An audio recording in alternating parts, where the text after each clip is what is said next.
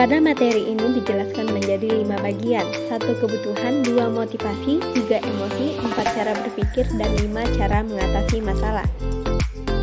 Teori hierarki kebutuhan dasar terdapat 5 tingkatan, yaitu 1. Kebutuhan fisik. Kebutuhan fisik adalah yang paling mendasar dan paling mendominasi kebutuhan manusia.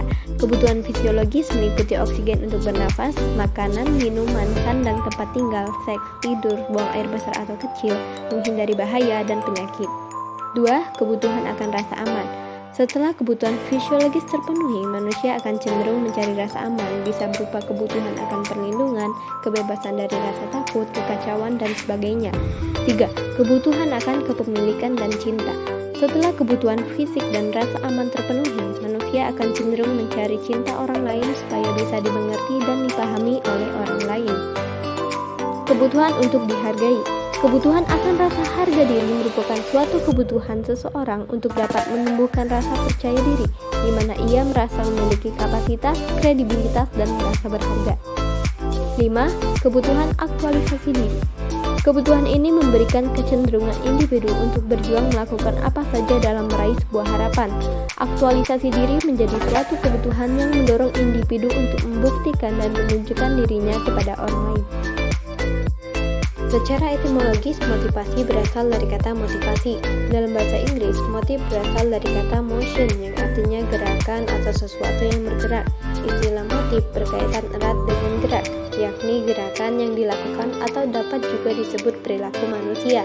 Motivasi secara umum sering diartikan sebagai sesuatu yang ada pada diri seseorang yang dapat mendorong, mengaktifkan, menggerakkan, dan mengarahkan perilaku seseorang. Dengan kata lain, motivasi itu ada dalam diri seseorang dalam wujud niat, harapan, keinginan, dan tujuan yang ingin dicapai.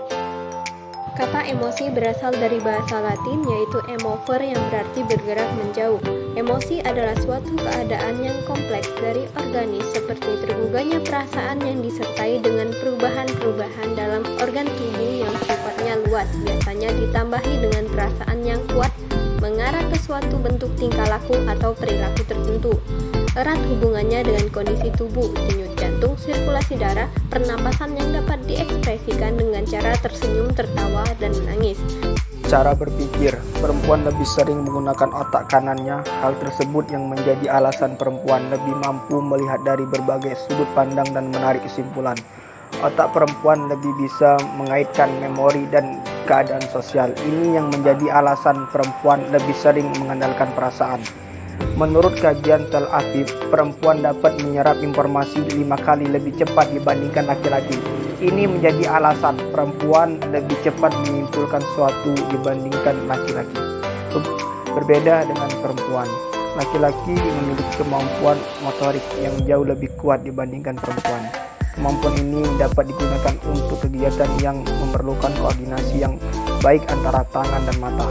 Ini menjadi salah satu alasan laki-laki lebih baik dalam olahraga dan mengandalkan melempar bola. Perbedaan otak antara laki-laki dan perempuan menjelaskan kenapa perilaku seseorang bisa berbeda. Pria dan wanita yang sama-sama cerdas sebenarnya menggunakan sebagian otak yang berbeda untuk menceritakan masalah atau mencapai tujuan. Berbagai perbedaan tersebut diantaranya: yang pertama, dalam hal berbagi ke orang lain. Kaum pria tidak terlalu senang membicarakan permasalahannya kepada orang lain, sedangkan wanita ketika sedang memiliki masalah, kaum wanita akan merasa lebih nyaman apabila membicarakan persoalan-persoalannya. Ketika menghadapi suatu persoalan, kaum pria biasanya tidak akan menganggapnya terlalu serius, asalkan sasaran akhir bisa dicapai dengan baik, dan sedangkan kaum wanita akan selalu menggapai sesuatu itu sangatlah penting. Jika ia dirasa ada kesalahan, maka dia perlu mengambil tindakan dan melakukan perbaikannya. Ketika menghadapi konflik, kaum pria lebih menggunakan akal sehat dan fokus terhadap solusi untuk menyelesaikan permasalahannya. Adapun kaum wanita akan mencurahkan semua perasaannya terlebih dahulu ketika sedang menghadapi konflik, karena hal tersebut akan membuatnya merasa lega. Ketika menghadapi sebuah ketegangan, kaum pria biasanya akan lebih memilih pergi dan menghindar sejenak ketika menghadapi sebuah ketegangan. Sedangkan kaum wanita akan mencari seseorang yang bisa mendengarkan bagaimana perasaannya saat itu. Dia akan merasa tenang ketika bisa mencurahkan seluruh emosinya. Ketika marah, kaum pria akan lebih memilih untuk diam ketika ia marah. Hal ini memang terkesan dia tidak peduli, sementara kaum wanita akan melupakan seluruh emosinya ketika ia marah. Maka dia akan mengeluarkan kemarahannya ketika sedih, maka dia akan menangis. Yang ketiga, ketika mengalami kesedihan yang mendalam. Bila sedang mengalami kesedihan yang mendalam, pria akan mencari aktivitas yang baru atau pergi ke suatu tempat bersama dengan teman-temannya. Sedangkan wanita yang lebih menyendiri, tidak melakukan aktivitas apapun, menangis atau melupakan kesedihan dan menghindari dari keramaian.